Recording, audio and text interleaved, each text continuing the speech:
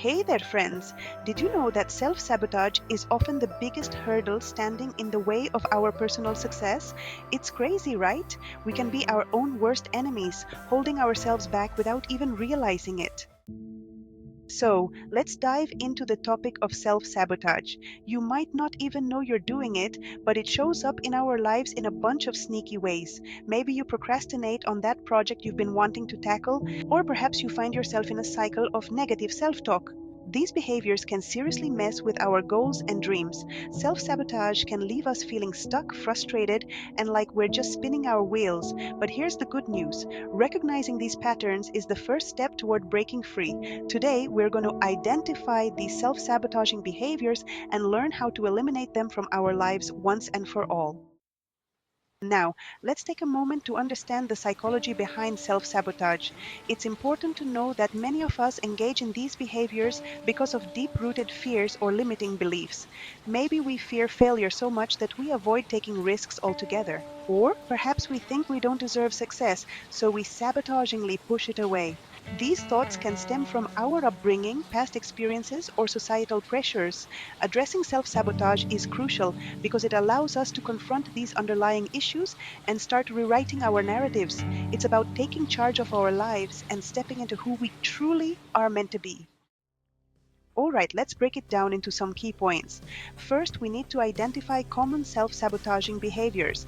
This can include procrastination, perfectionism, negative self talk, or even choosing unhealthy relationships.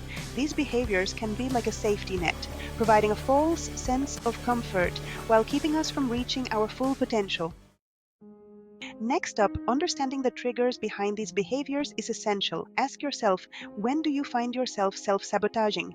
Is it during high-stress situations, or maybe when you're about to achieve something significant? Recognizing these triggers can help you prepare and respond differently in the future.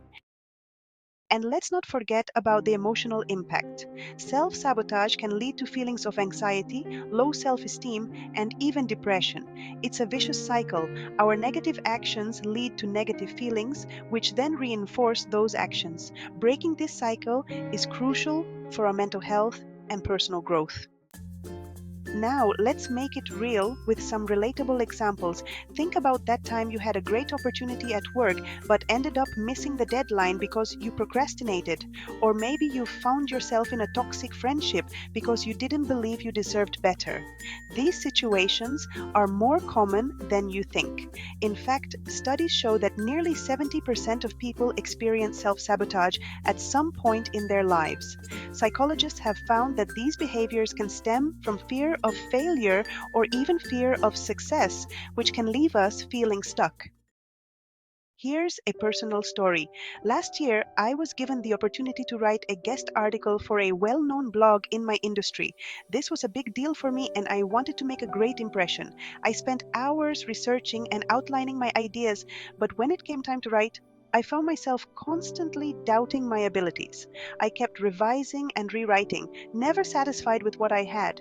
In the end, I missed the submission deadline because I couldn't decide if my article was good enough. I was embarrassed and disappointed in myself for not delivering on such a great opportunity, but this experience taught me an important lesson about perfectionism. I realized that my constant quest for perfection was holding me back more than helping me. Now, I focus on doing my best within the given time frame and trusting my skills. This shift in mindset has helped me seize new opportunities with confidence. Now, let's tackle some counter arguments. Some folks might say that certain self sabotaging behaviors act as protective mechanisms. For example, if you avoid putting yourself out there, it might feel safer. But here's the kicker: while these behaviors might provide short term comfort, they ultimately hold us back from achieving our goals and experiencing true happiness. Overcoming self sabotage is essential for our growth. It's about stepping out of that comfort zone and embracing the discomfort that comes with change. To wrap it up, recognizing and eliminating self-sabotaging behaviors is so important for our personal growth and success. It's about breaking free from those chains we've put on ourselves and allowing ourselves the freedom to thrive.